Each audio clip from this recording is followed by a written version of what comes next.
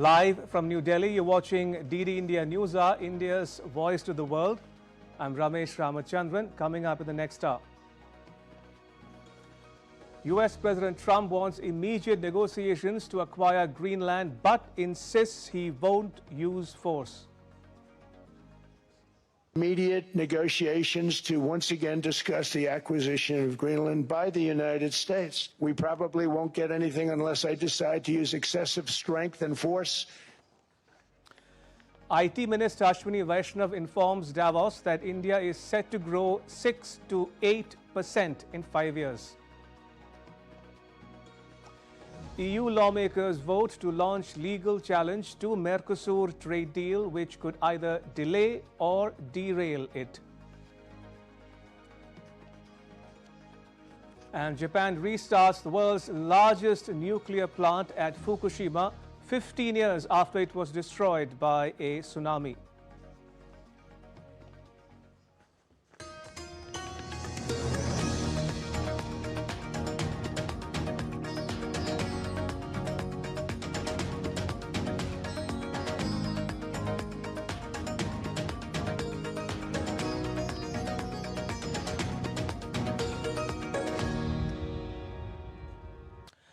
Now, Greenland remains in the global spotlight, this time at Davos. At the World Economic Forum, US President Trump revived his push to acquire this Danish territory, citing strategic and security interests. He called for immediate negotiations on Greenland, but insisted that the US won't use force to acquire it. Mohammad Absarul Hassan reports. Greenland has taken center stage at the World Economic Forum in Davos, emerging as a key focus in discussions on geopolitics, climate change, and Arctic security. In his address, US President Donald Trump renewed his push to acquire Greenland, reviving a controversial proposal that has drawn international attention. The remarks underscored Washington's growing strategic interest in the Arctic, where melting ice is opening new shipping routes and access to critical natural resources. Trump said the United States needs the Arctic territory for strategic and security reasons, while ruling out the use of force to acquire Greenland.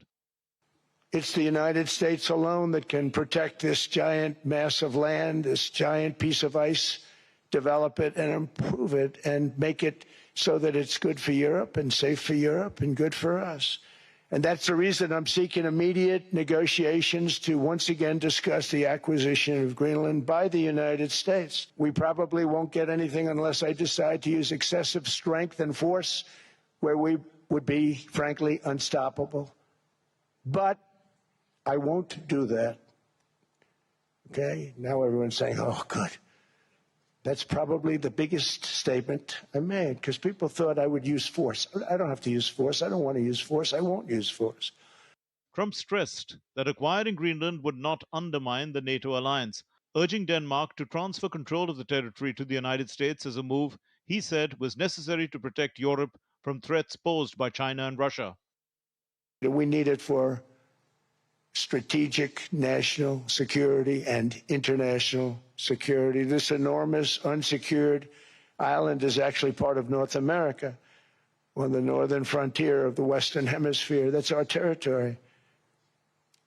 It is therefore a core national security interest of the United States of America. And in fact, it's been our policy for hundreds of years to prevent outside threats from entering our hemisphere, and we've done it very successfully. We've never been stronger than we are now.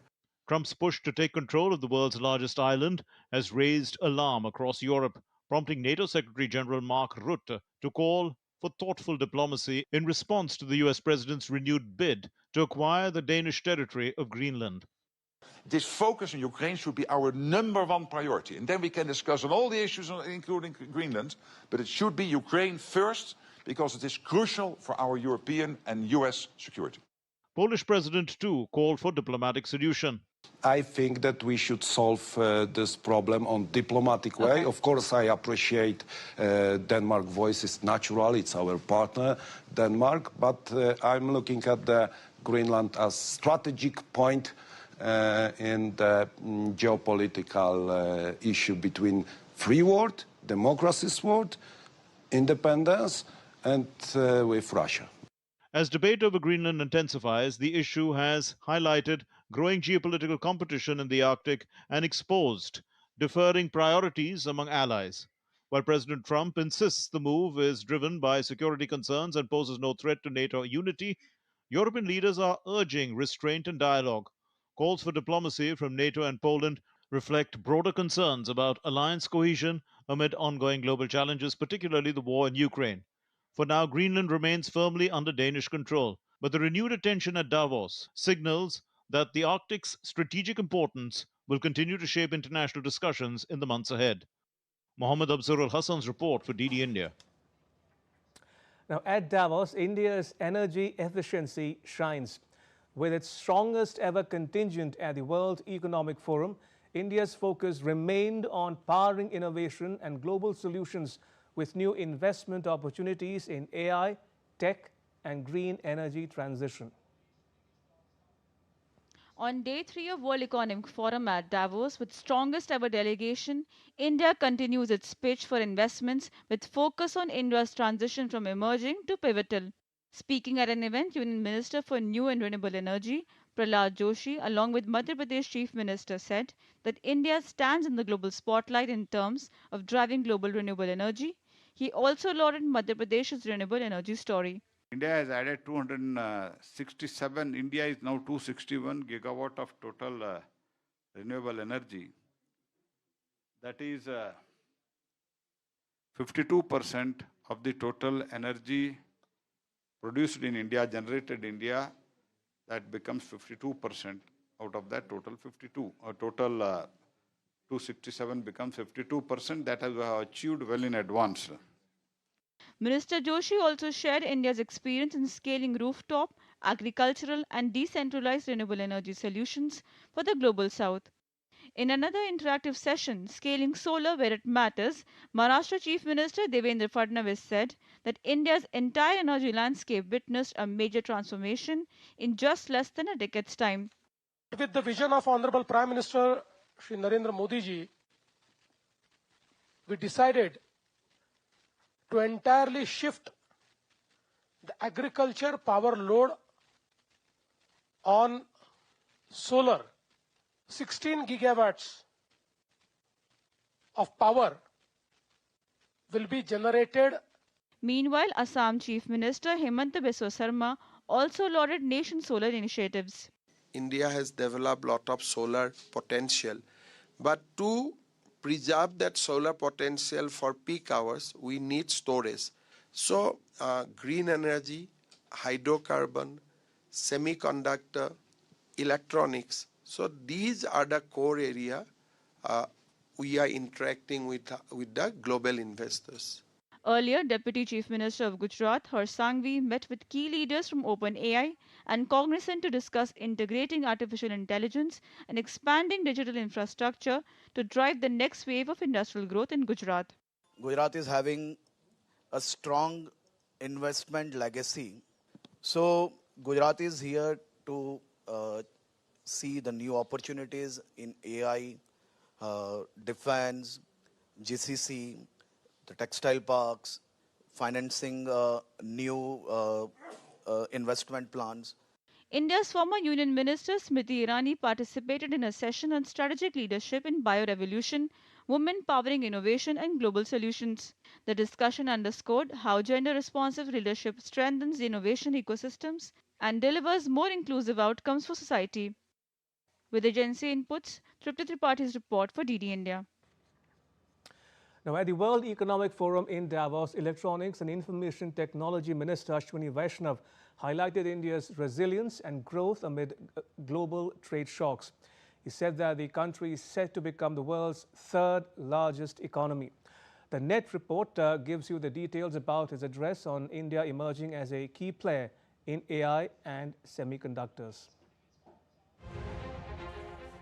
Electronics and Information Technology Minister Ashwini Vaishnaw has asserted that India's emergence as the world's third largest economy is inevitable and likely to materialize within the next few years. Speaking at the session, Can India Become the Third Largest Economy in the World? During the World Economic Forum annual meeting in Davos on Wednesday, The minister highlighted a decade of sustained structural reforms, focused execution, and inclusive growth as the key drivers of India's economic ascent. That's a certainty that will happen. It's a question of within the next few years, we will definitely become the third largest economy. What India is going to grow with 6 to 8% real growth and a moderate 2 to 4% inflation and a nominal growth of 10 to 13% with 95% confidence interval in the next 5 years. Commending India's robust export performance despite global disruptions and tariffs, Vaishnaw said this will help the country sail through the turbulent period. We are a very resilient economy. The fundamentals, macro as well as micro, are very strong, and that's really helped us through this turbulent period. Our exports have actually increased despite the tariffs. The minister underscored India's transformation from a mere participant in global supply chains to a trusted value chain partner. At the session, the minister noted that India is increasingly recognized worldwide as a reliable partner in the global semiconductor ecosystem. India has emerged as a very trusted value chain partner, not just supply chain partner. Today, the entire semiconductor industry believes that India is the most important trusted value chain partner. Elaborating on India's progress across the 5-layer AI stack, Minister Vaishnaw said that the government is making significant investments amounting to nearly $70 billion in AI infrastructure. India is making very significant progress in all the 5 layers of AI stack. We have already become one of the largest AI-based services provider to the world. Our focus on semiconductor industry, the 3rd layer, is very strong. We are investing $70 billion in the 4th layer, the infrastructure layer, and energy, which is the 5th layer. Speaking on the sidelines of the WEF, the minister hailed how people see India as the fastest growing major economy, with inflation under control and very healthy balance sheet of the government. People understand the reforms express which our Prime Minister Modi ji has flagged off. People see India as the fastest growing major economy with inflation under control and very healthy balance sheet of the central government, very low debt in the economy. On the sidelines of the summit, Mr. Vaishnaw met Google Cloud CEO Thomas Kurian, during which Google reaffirmed its growing commitment to India's AI ecosystem. This includes plans for a $15 billion AI data center in Visakhapatnam, Andhra Pradesh, along with expanded partnerships with Indian startups. The minister also held discussions with Meta's Chief Global Affairs Officer Joel Kaplan, focusing on safeguarding social media users against deepfakes and AI-generated misinformation. In addition, he met IBM CEO Arvind Krishna.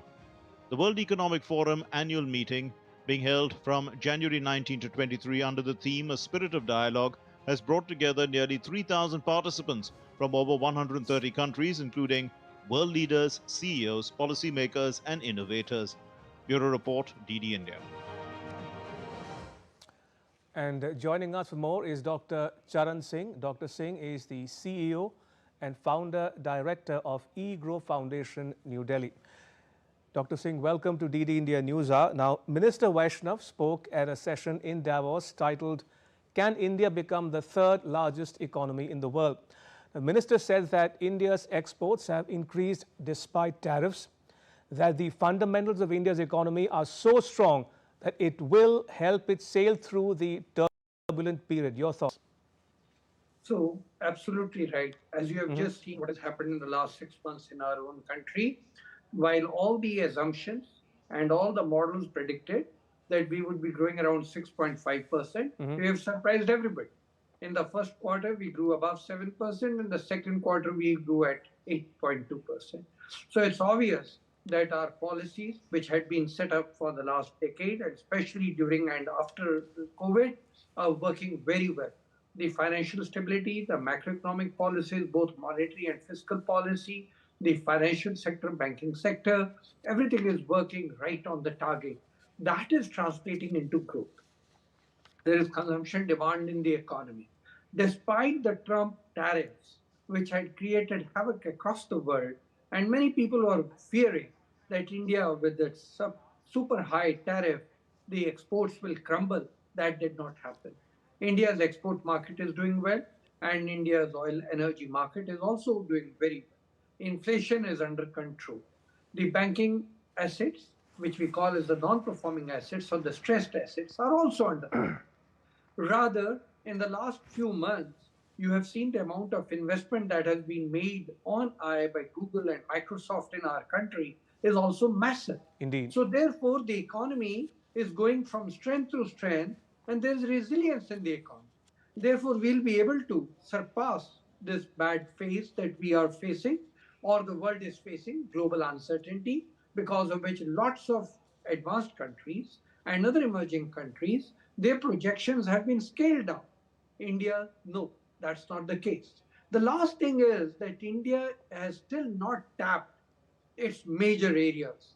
Tourism is an easy thing, not yet tapped fully. The demographic dividend is so rich in the country, and that has also been there available. Right. And that needs to be further tapped. So these are the potential areas in which India has still lots of untapped potential to grow. So he's right. Indeed. Now, on a programming note, let me remind the viewers that we will be going live to Davos in just a bit for another session attended by an Indian minister, Mr. Prasar Joshi. But before we go across to Davos, let me continue with you, Dr. Singh. Talking about resilience of India's economy, can India's growth story be attributed to cooperative federalism, as Minister Vaishnaw said in Davos? And what would be some of the reforms that have seen the light of the day because of cooperative federalism? I would put it on two different platforms. Dr. Singh, allow me to interrupt you there. Let's go live to Davos for the latest on the session that was addressed earlier. My name is Godfrey Muchizwa. I'm a journalist. I was born in Zimbabwe in a little village some 62 years ago where there were no lights. Growing up, we used wood, we used paraffin for studying and cooking. So the other day, when I went back home, after a period of about 2 years, I was amazed to see these spots of light in the village where I was born. And I was thinking, what the heck is that? Are the ghosts back? We used to have ghosts back then. No, they were not ghosts. They were lights. What had happened was that in the 2 years that I hadn't gone home, solar had arrived in our little village. It was solar that was dotting all the homes. So instead of paraffin, instead of those candles, instead of that wood, it was now us. Solar is already transforming our lives. It's changing the life of a villager, the way they conduct their lives, the business that they can do. So when we speak about sustainability, we are late for some of us who are already in this journey already. The other day I read on Bloomberg, it's one of our competitors, and they spoke about the revolution also that's taking place in Nigeria. If you've been to Nigeria, you will know the sound of the generators. Well, solar, in parts, is silencing some of those generators. Now, when you look at the numbers, they show staggering growth in renewables, $2 trillion. It's a record amount invested in there. But it's not a straight road. And I think this is what we're here to do. And the question that we are asking here, let me frame it properly. We are asking the question whether renewables, together with the grids, storage, and flexibility, can move from the record investment that I'm talking about to reliably anchoring the next wave of secure, affordable, and low-carbon energy systems around the world. So I have a panel. Let me introduce my panel.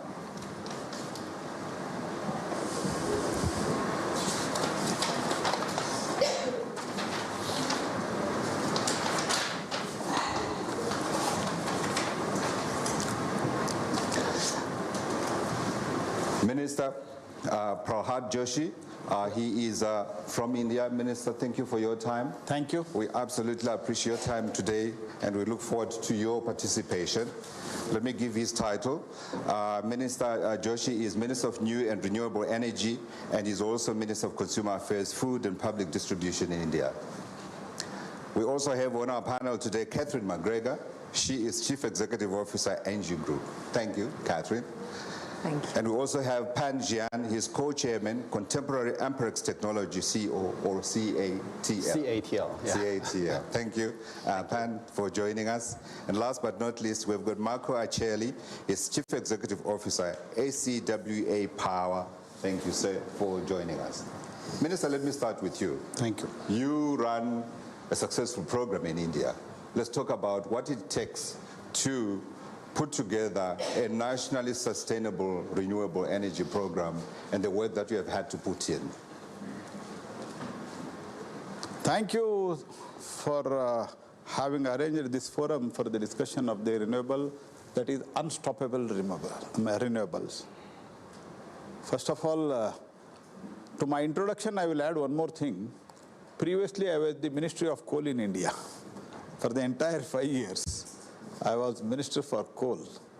And now, Prime Minister Modi has transformed the minister himself into the renewables. So having said that, I know both sides.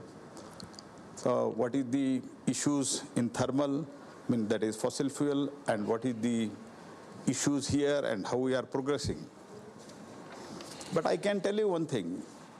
Really, in this context, if I can tell, the unstoppable march of renewable, it is perfectly right. See, as far as whether future is renewable, this discussion is over now. Future is renewables. This is what India firmly believes, and accordingly we are acting. We are executing. We are not just telling sustainability. These are all not for our speeches. Whatever we are telling. What Prime Minister Modi said, one sun, one grid, these are all our conviction. One world, one sun, one grid. This is our conviction. So keeping that in mind, we are working. Today, in last 10 years, from 3 gigawatt, less than 3 gigawatt from solar, today we are 136 gigawatt. And wind, it was nearly about 25 gigawatt. Today it is 55 gigawatt. And overall renewables, including hydro, small hydro, all put together, today we are 267 gigawatt installed capacity today. Sure. 10 years back it was not so. So keeping these facts and figures before you, what I would like to, this has been, this 50%, 52% of our total energy is generated today, it is through non-fossil sources. And this Honorable Prime Minister Modi committed that we are going to do it by 2030. This has been done in 2025. Sure. 5 years ahead of the time. So even the question of affordability also, that in between you referred it. Yeah. In India, I can very confidently say affordability, it is better than fossil fuel energy. Sure. See, for now the price of the, only for the figures I am referring this tab, the tariff-based price discovery of the solar power has come down almost 80%. That is to 0.026 per unit today. So, whereas thermal and other fossil sources, it is at least 8 rupees, means that is 8 cents, I believe. Sure. And the same is true, bids are related to wind. There also the prices are not per unit cost is not much high. And for reliability and affordability. Yeah, that was my next question. That before I can answer, or you will ask next? No, I was coming up for you. You've answered the affordability part, so I wanted to follow up and ask about the reliability part. How have you addressed that? So according to me, before to that, the affordability, when we speak of the renewable energy, affordability is in India, according to my experience, it is ruled out. In India, some people in the rooftop solar, we have made a big program. For 10 million people, we have drawn a program, scheme, where 10 million households, they can install rooftop solar, Sure. where not only they are saving from the electricity bill, that is tariff, and they are selling it and they're earning money. Sure. So this is the success story. So there is no question of affordability as on date in India. That is what we planned. And next, about reliability. Reliability, yeah, of course we need to do something more on that. But in that, what we are doing, we are planning for the battery storage, pump storage, and the bids even, what we are doing is, bid is hybrid bid. And around the clock bid, whoever developer comes, he should draw the electricity either from wind, either from battery, or from the pump storage, or from the hydro, and all put together round the clock, he should supply the electricity without fail. Sure. So this is about reliability I am speaking, and this slowly it is becoming successful. And also, now we are bringing up some of the technology-driven things. All our meters, 250 million meters are converted into the digital meters. Sure. So that program is on now. So things are becoming better. That will become better, and we are using the AI tool for that. Okay. That is being now, the program, of course, it is not yet implemented, but it is we are in that direction thinking is going on, because we are at not that large scale to think all these things. But now, since more than 52%, we are generating from the non-fossil, there is a variability in that. When there is a variability, naturally we need to see the grid stabilization. So for that also, we are very seriously working for the technological solution, deploying AI tools, including for the accurate demand forecasting, grid balancing, and using the digital twin for the improved design and distributed renewable energy system and smart metering. Let's bring in Catherine into the conversation, because she's an operator, right? And before we ask you about perhaps enhancements and all those other things that we require to make it more reliable, just speak to the subject, please. Indeed, are renewables unstoppable? Yeah, I think some of the numbers that we are now facing are just proof points in terms of their magnitude. In 2024, I think it was 600 gigawatt that were installed across the globe, 600 gigawatt. In Europe, it was close to 50% of the energy that was produced from renewables in 2024. That's a tripling since 2004. Maybe the few things that remain a bit unknown with renewables is that it is serious stuff now. It's not, for the poets anymore. It's not small projects. It's the magnitude of project that strikes me the most. The scale-up that we are able to deliver. We're just starting the construction in the Emirates, for example. In terms of solar size, it's 1.5 gigawatts, just pure solar technology. When I look at the batteries, and in India, we're just going to be developing a project that is 100 megawatt, but it's 600 megawatt hours. And sorry, it's a bit technical. What that means is that we are going to be storing the electricity for 6 hours on this 100 megawatts project. And for those of you who've been here, I've been seeing this press release from my group. At the beginning, it was 20 megawatt, 1 hour storage, and that was 2 years ago. And now, in 2 years, the technology is moving so fast. So when I see in the Middle East, round-the-clock project with just solar and battery, it's becoming in reach. The technology advance, the cost competitiveness, the size, the R&D, the technology behind, and the pace is very impressive, which makes me indeed really say, the renewables are not for poets anymore. It is real. It plays a key role in, obviously, the energy demand that we see growing in most of the countries. We talk a lot about energy transition in energy, but for a lot of regions now, it's more about energy additions. And renewables are indeed, the fastest to come to market, and also in terms of scale are really impressive. The other thing that I want to point out is that renewables have a characteristic today, which is also, I think, ill understood, which is reliability you mentioned, but also certainty of delivery. Right. Because the project themselves, and not due respect to the suppliers, they are not that complex compared to other technologies. So for example, we are finishing the construction of an offshore wind project in France. And you know, France are not super known for being super rapid in developing projects, but from the moment we start the construction to the end, it's 2 years. And it's certain. And it's green power for 800,000 people that live in that department. So those big projects that are really big in magnitude, they are also quite certain in terms of delivery. And if I look at ENGIE, just last year, we installed 5.6 gigawatt. On average, we were below budget on CapEx.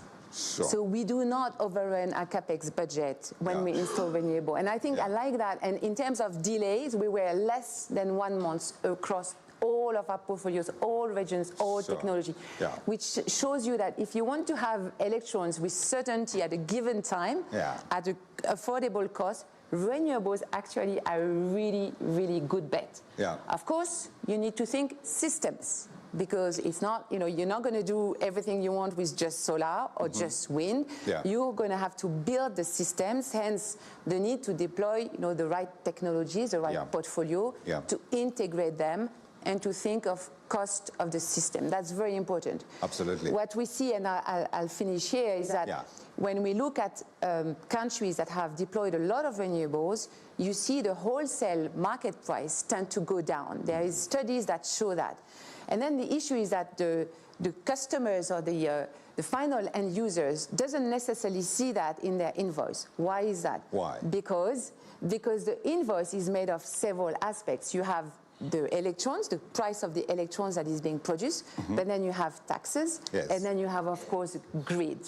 And grid is obviously a big topic. It needs to be deployed, it needs to be developed, and that adds additional cost, which sometimes blurs the picture. So people say, oh, well, my invoice increases because of renewables, but it's not because of renewables, it's because grids need to be reinforced, be built to support the electrification.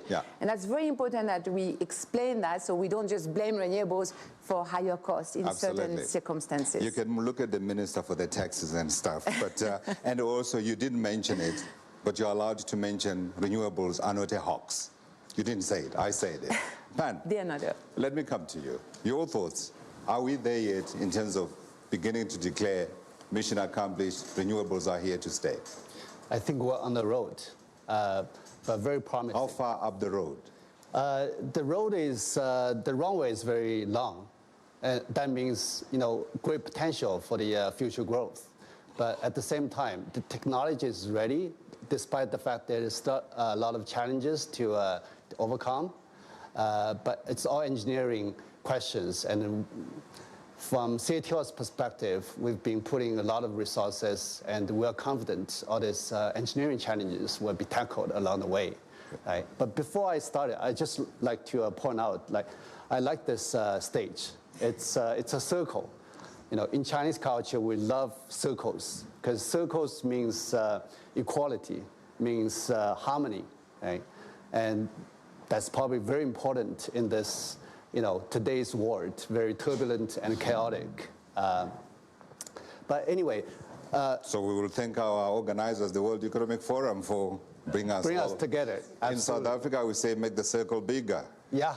We're making the circle bigger. And also going back to your very touching story about your hometown village, just like to point out, the solar basically at night, they can't light up the lamps, right? Because the solar dies down at night. It's the storage, it's the battery that powers the the lights. Yeah. So energy storage is going to be it has been and it will be a very critical component of the future power generation and power transmission, and also power usage, because it has many features that make it a really critical and integral part, indispensable part of the future power. You know, I think It's fast. It responds at the millisecond level to the grid. It's bidirectional. It has bidirectional dispatch capacity. And also, as Catherine mentioned, it's faster to deploy, right? Because most of it's pre-configured at the factory rather than being built on site. And it also has great flexibility, means because battery or any electrochemical storage can be deployed from power generation to power transmission to behind-the-meter applications. Meaning that at home you can install 10 kilowatt-hour storage, and on the grid, the largest one we are working on right now is 10 gigawatt-hour project, meaning it's a million times bigger than the home storage, and you can do anything in between. Right, so it's very flexible from small to large to ultra large projects. Yeah, you actually in part answered what I was going to be a follow-up question from myself, which is, to what extent would you say we are far up that road in terms of developing the technology around batteries and storage? Because one of the frustrations, as you can imagine, in villages is the capacity of those batteries. Yeah, the capacity today is not an issue. And I think, as long as if you put enough big size battery, there will be no issue. Then the cost.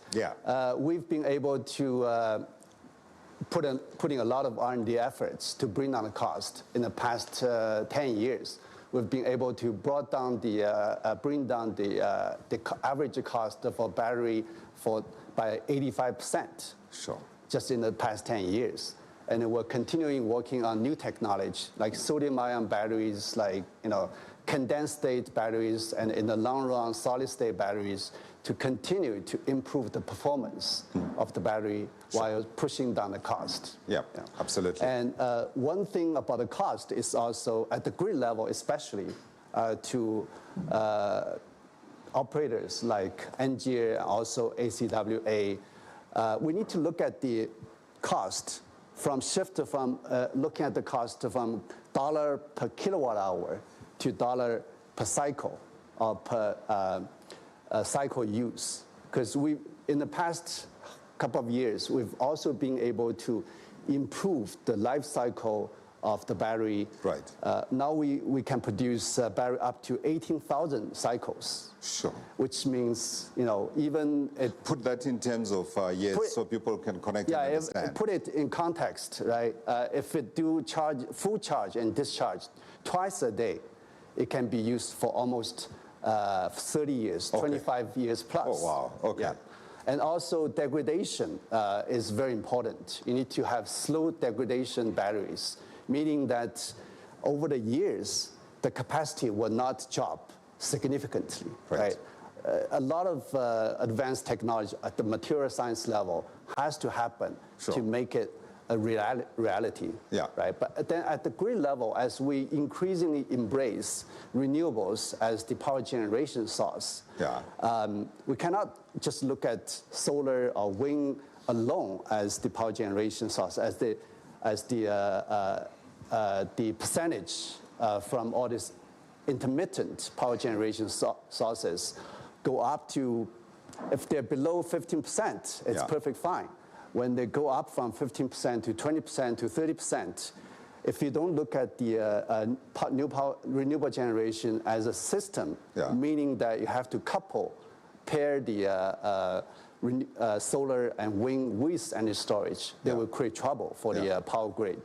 They may, because if you think about the traditional power generation, like coal-based or natural gas-based or nuclear, it's more like analog device.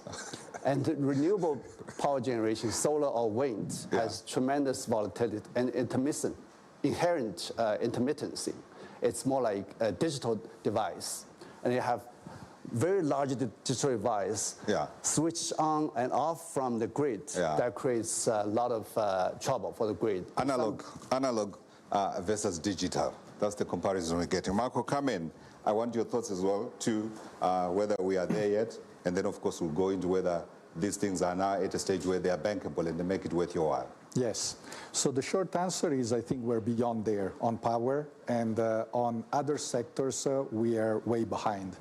But let me step back 1 second. You made me think when you spoke about your little village, about my youth, because I grew up in Italy in the 70s, which was already a G7 country.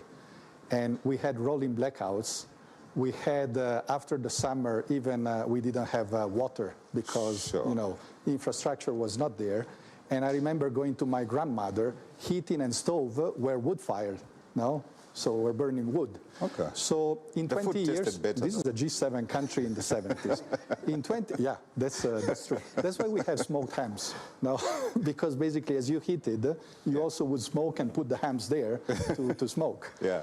So it's called positive externalities, I guess.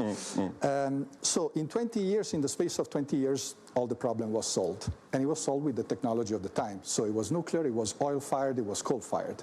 Then technology came and it was gas-fired. Right. I would argue today the technology that you install by default is renewables because, as Catherine was saying, it's the cheapest, the fastest, the most secure, the most predictable, and thanks to our Chinese suppliers also becoming cheaper and cheaper by the day. Yeah. So it's really effective. And I think is it a universal truth that renewables are now the cheapest?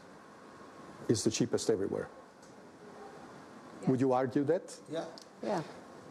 I give you an example. We are building a factory in China, and it's going to be powered completely by off-grid renewables. It's not a small factory. It's a 40 gigawatt-hour factory. When it's done, it's going to generate annual revenue in the order of $3 to $4 billion a year, and it's going to be completely powered by renewables coupled with storage. Sure. So and it's and it's 15%. The cost is 15% lower than the power cost we receive from the power grid. Sure. Considering China's electricity price is already very competitive. Yeah. Right. So the prices are coming further and further down. Please so the dynamic is basically in a liberalized market like Europe, where the price is set by gas-fired plants. Yeah. You build renewables and you will be in the money. Then it's a question how much in the money because it's a volatile market. In emerging countries in Africa, Central Asia, or where the demand is still growing a lot, like China, GCC, Southeast Asia, what you see is that that's the cheapest, the fastest, so that's what you do. So that's why I would argue, and what you saw is that even in the US, which today everybody says, you know, they stop renewable, 90% of the new capacity is still renewables. Sure. So that's going ahead. Somebody needs to say something or tell the man in charge. No, but you see, I mean, you need all the energy that you can, because fortunately, the growth, the world is growing. You know, prosperity is growing, and that takes energy. Yeah, yeah. So that is, I think, something where today it's limited the speed, you know, and that's why we talk about the quadrilemma. So it's affordable, secure, sustainable, but you need to be fast. And the two limiting factors today is one, leadership. Okay. So leaders in the country taking decisions, permitting, regulation, whatever it is. And the second is the grid, because the grid needs time to keep up you know, with the power plant, because the power plant is there. It's in a single location. It's easier to do than grids that span and crisscross and maybe sometimes go over villages and communities and people don't want them. Yeah, yeah. No? So is my follow-up question then redundant? Bankability of these projects now within renewables? Yeah. Is it a question? So it depends country by country. So if you go in developed country, it isn't. I think that the point is really the amount of return that you make, because if you are affected by a volatile commodity and it affected by regulation, so how much is the price of CO2? It's the strike of a pen. It doesn't exist. So if you say, I want to decarbonize 100 euros, if you say, I don't care about it, it's zero. So what's the margin that you make on your renewables? Right. So that's why I'm saying it's about the leadership, the commitment, and the predictability for the bankability in developed world. Bankability in emerging markets, I think that is affected by not so much the level of defaults, but two things. Speed, because if I need to stay there for years and years to develop a project, I don't allocate the people, and then the project is less bankable, let me say. Or if you go ahead and then you have the project online, it's not so much the default, but delay in payment. Right. If you have 6 months or a year delay in payment, at the thin margin that you have, because what we're saying is relatively easy technology, your return is wiped out. So we need to find a solution for the stability of payment, regularity of payment in emerging It's actually one of markets. the points that we need to go to everyone to get their thoughts on. But finish your thought and then we'll get the others in. No, and that's a product that today doesn't exist, because you can take a political risk insurance, but it covers for the default. It doesn't cover if you get paid after 6 months or a year, even because, you know, for the complexity, you don't initiate a default 3 months or 6 months after you don't get paid.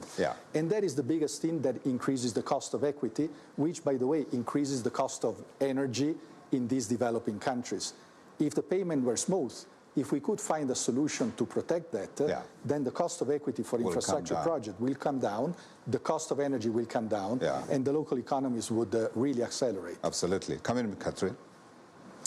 Yeah, no, the key theme is indeed predictability, stability, clear framework, ambitions being set, sometimes even reached ahead of time. All of these are very, very important because, you know, as a utility, you know, the returns that we make on each project is not huge. So you know, the risk-reward balance need to be right. And so in emerging countries, what we're finding is that often it is indeed the framework, the fiscality, the fiscal stability, the regulation that is not mature, and that makes it difficult for a developer like ENGIE to invest in quite a few of those countries. In contrary, when we have a government that really sets the goal and listens to all the actors, the players, and start to work together, overcoming some of the hurdles, then we are able to progress. And you know, India is a good example. Yeah, and I see you're looking at the minister. Let's give you an opportunity, right? Because India is a place where we had actually stopped investing because we were really struggling, and now we started again with, you know, benefiting from indeed the improved framework. You know, land acquisition, for example, is less risky. It makes it it's a bit easier for the developers, and so the conditions are improving. Therefore, indeed, you know, we are progressing. We're very proud of what we do in India, also on the technology side. Yeah, Minister, let's talk about how you've approached it from the Indian perspective. The Indian perspective, if I can tell you, one is the important issue is the cost of the capital here today. But otherwise, as far as India it is concerned, we have made it as a people's movement, mass movement. If you see, as far as farmers is concerned, we are giving them solar panels with the most affordable cost, and they themselves, they are generating the electricity in their farm. And for the irrigation, initially 10-20 years back, in country like India, they used to go for the irrigation in the night because the power is available only in the night. Today, that has been made available in the day. They are generating. And also, not only they are doing that much, they are selling that electricity. This is what we call PM Kusum. For that, it is a very affordable finance. And also, as I said, for 10 million people, we are making the rooftop. For that also, there is an affordable finance. And that it is a very huge success story which has been conceptualized by Prime Minister Modi. So far, we have installed 2.7 million rooftop solars. And 3.1 pumps have been solarized. And excess energy in both the cases, whatever they want to use, they will use it. And further, whatever is excess is there, they are selling it. Third, they are making money. One is their income, means per capita income is increasing because of that. See, even many of the world agencies have acknowledged 25 crore people means 25 million crore, 250 million people, they have come out of extreme poverty. This has been acknowledged. This is also one of the reasons, because so many people, they are generating the electricity, and whatever the cost for the irrigation they were using for the fossil fuel, for example, diesel, they are using it. And now they have stopped it. How have you addressed the issue of payment that he was raising as part of the challenge payment of bringing in the sense, costs down? Payment for the? By customers. Reliability in terms of payment systems and the ability payment is normally, now it is routed through the discoms. For the generator you are speaking, whoever generates you are asking. Am I right? my concept is right. Payment for whom? Payment for OIC, because the person would have bought. Do you want to explain the issue? Payment to the generator, to the investor. The generator along the chain, from the consumer to the system, from the system to the generator. Now they sell it to these discoms made through grid. They are selling it, and there is a system. There is a regulatory system. So the person who is selling by either through rooftop or through his farmland, he is getting payment every month. So by that, his income levels are increasing. His comfort is increasing. So with many of the schemes for the downtrodden, along with that, what Prime Minister Modi has done is, one is he is creating this awareness. One is it is economically good. That is proven beyond doubt in India as far as renewable is concerned. Another important thing is, for the sake of the better earth for the next generation, you have to come in the renewables. So this people has to accept it. Entire community has to accept it. Community That's where leadership comes in. Receive it positively. What we have done is, what Prime Minister Modi has done is, he has made it a people's movement. So 2.7 million households, if they are installing the rooftop, then everybody feels that yes, there is some sense in it. And a farmer, poor farmer, who wants to generate the electricity for his own sake, who was fighting for the irrigation purpose to generate the energy, he used to depend on the diesel. Today, he is generating the electricity, and he is also selling the electricity. In India, farmers are called Annadata. That is a Sanskrit word. Annadata means they are provider of the food. Today, he has become the Urja Data. Urja Data means he is providing the electricity also. This is the change in India it has come in last 7-8 years. And only what you said is affordability, that is there.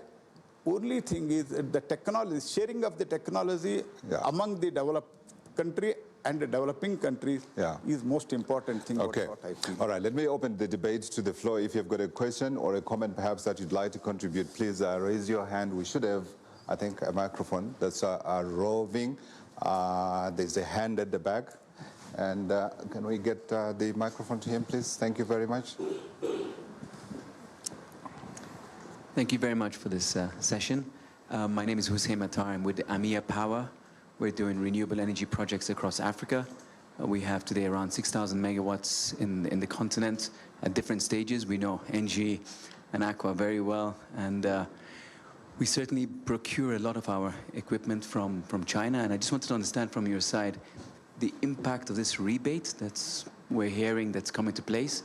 How is that going to change the picture in terms of tariffs and prices? Thank you.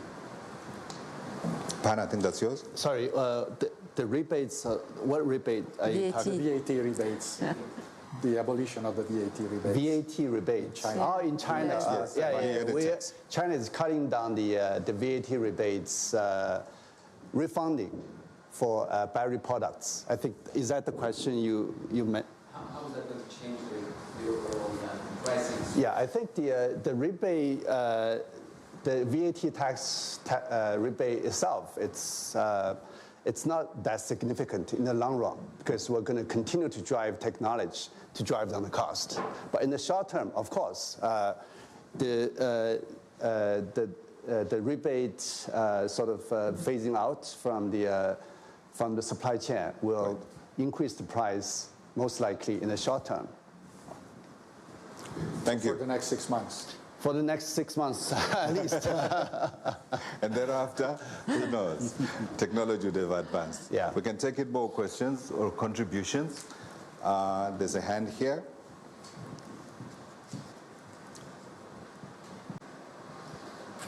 Thank you very much for your excellent panel. I'm coming from Sumitomo Corporation. We have some connection with Aqua or NG. Thank you very much. And my question is related to the wind turbine. I mean, in a very big discussion here in Davos, there was some kind of against wind for the wind power generation. So how that kind of change in the very big country in the world against the wind turbine, wind power, how do you see the effect of such kind of change of a very big country related to the renewable, especially the wind?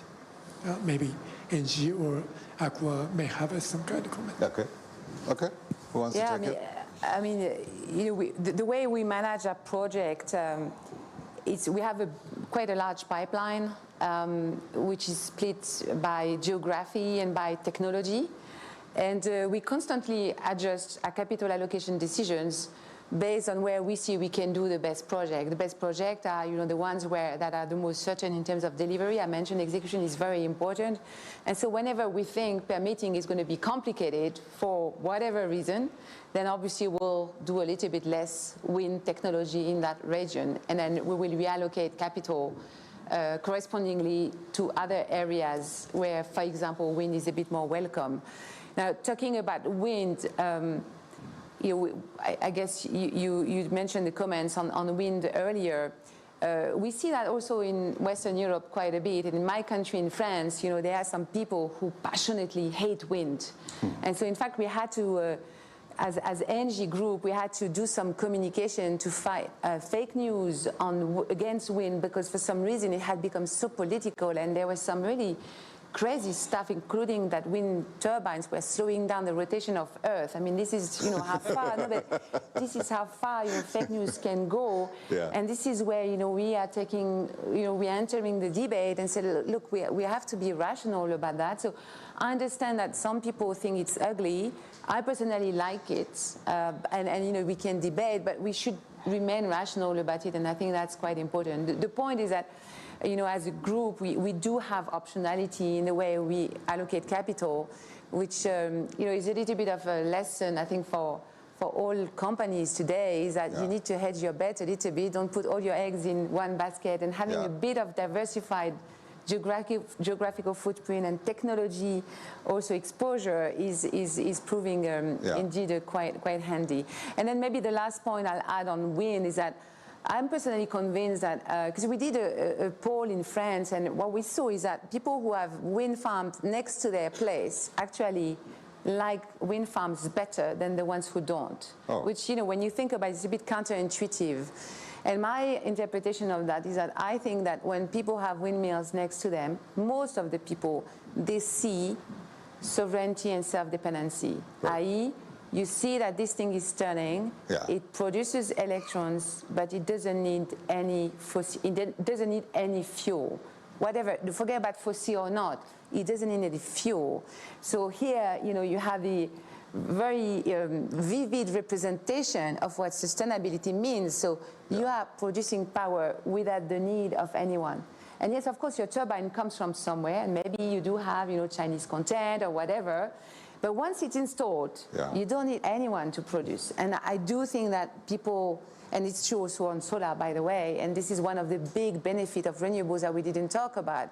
Once it's installed, you don't need any feedstock, you know, and that really creates more, better sovereignty and security of supply. In today's world, that's important. 100%. No, adding to that, what today panels we are manufacturing, modules we are manufacturing, by that, once if it is installed, even in whether it is wind or it is in solar, it goes for 25, 30 years. 35 years, you need not bother. It is almost the majority of times, if I can say, it is maintenance free, especially in solar. It is just a cleaning. And cleaning also now, mechanical cleaning has also come. Some people say it is a robot, but other than robot also there are very easy cleaning systems are there. So for 25, 30 years, once if it installs, then you can forget about it. This is the beauty of it. And only thing is, as I said, sharing the technology and blended finance, multilateral banks, support of for the developing or underdeveloped countries, because pollution or the climate change, what we are talking, if one country successfully does, that it cannot over to keep the earth safe for the next generation.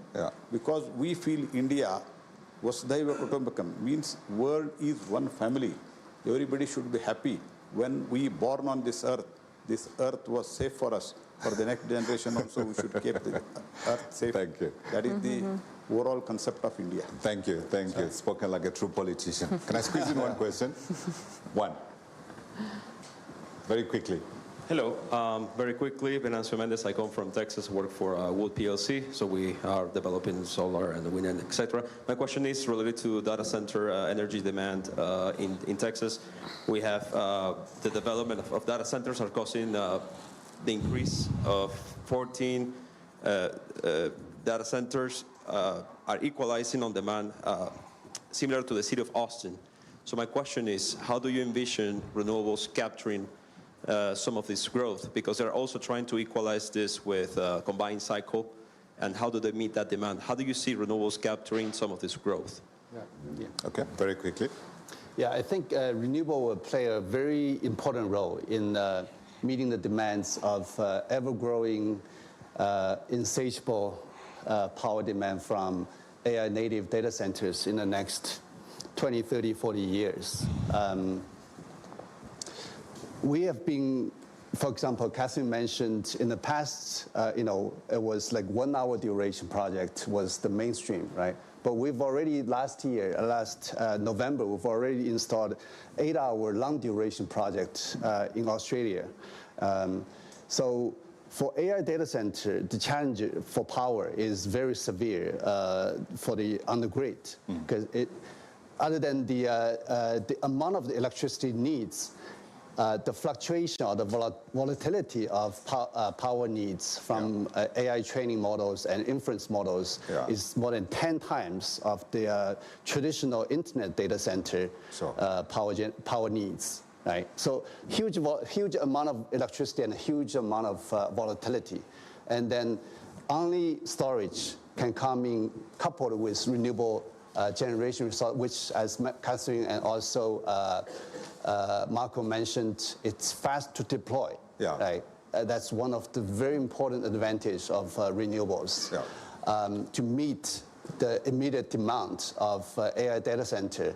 But in this process, I think one thing we are a little bit concerned about it is really the long-term safety of a lot of energy storage projects ongoing. Because in the past couple of years, the overemphasis on upfront price from the procurement standards have been leading to a lot of suppliers in this industry to cut corners, resulting in low quality storage products, batteries, presenting long-term safety issues. We are concerned that the hard-earned trust in this industry and investment momentum could be undermined by the future safety incidents. So that's what we've been relentlessly focusing on, making sure the quality is high. We've been pushing the Six Sigma is very, very well known in the industry as the sort of the utmost product quality standards. That means defect parts, ppm, parts per million, right? We've been trying to push it to ppb for defect parts per billion. Right? So bring it up to 3 orders instead of 6 sigma. Now we are doing 9 sigma. We're the only one, CATL is the only one in the industry to do 9 sigma product efficiency. Right? So only with this, we think we can make sure, the safety, because safety is really for storage products. It's the lifeline and foundational commitment we need to have. Absolutely. So if I can Thank you very much. In the GCC, you can have round-the-clock renewables with battery storage or concentrating solar power at a cost that is comparable to a CCGT in the US, and much cheaper than a CCGT in Europe. So I think the answer is come to the GCC. Thank you very much indeed. I have to say thank you very much to my panelists for joining us today and contributing their thoughts. My takeaways, I'll tell you, is that I am taking one phrase that you used.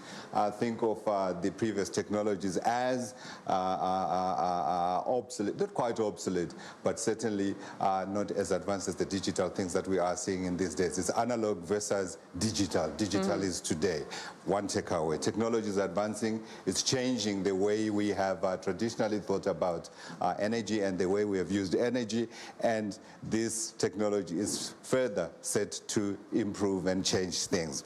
I'm also taking the view that think about where we were with the contribution of renewables to national grid supplies versus where we are today. The equation is tilting very, very gradually. Whether these are ugly or not, there's no question that equation is changing. And so, can I answer the question we started with? Renewables are unstoppable. Thank you very much indeed to all of you, my panelists, and to all of you for sitting here and listening and contributing your thoughts. Thank you. Thank you. Thank you. All right, you were listening to India's Minister of New and Renewable Energy, Prahlad Joshi, taking part in a panel discussion on clean and green energy at the World Economic Forum at Davos in Switzerland. With that, it's a wrap on this broadcast. The news continues here on DD India. You can catch all the latest updates on our social media, mobile and digital platforms. Thanks for watching. Bye.